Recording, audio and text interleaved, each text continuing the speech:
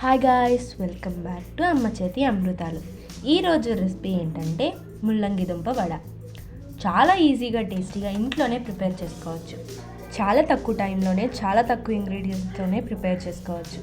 ఎలా ప్రిపేర్ చేసుకోవాలి వీడియోలో చూద్దాం.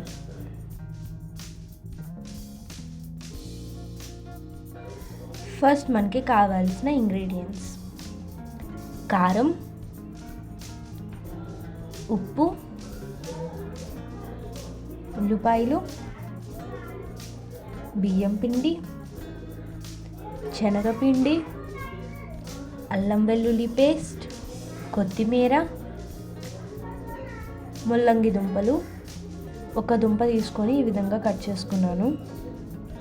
దాని తర్వాత ఒక బౌల్ తీసుకొని దీంట్లోకి శనగపిండి, బియ్యం పిండి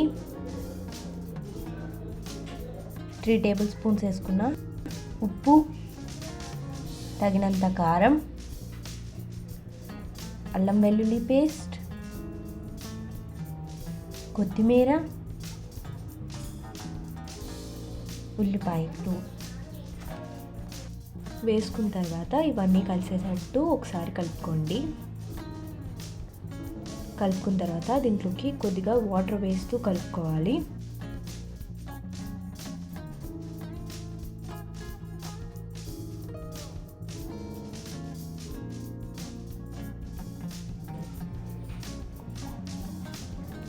ఈ విధంగా కలుపుకున్న తర్వాత దీంట్లోకి బేకింగ్ సోడా వేసుకోవాలి.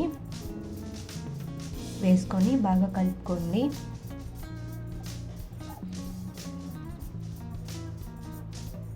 తర్వాత స్టవ్ వెలిగించి ఒక బౌల్ పెట్టి దాంట్లో ఆయిల్ వేసుకోండి.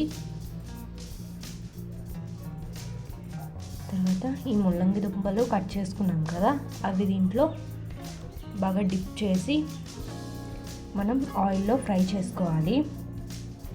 ఆయిల్ వేడెక్కిన తర్వాత ఒక్కొక్కటి వేసుకోవాలి. వేసుకొని బాగా ఫ్రై చేసుకోవాలి. బబుల్స్ అన్నీ పోయే వరకు ఫ్రై చేసుకోవాలి. గోల్డెన్ షేడ్ వచ్చే వరకు.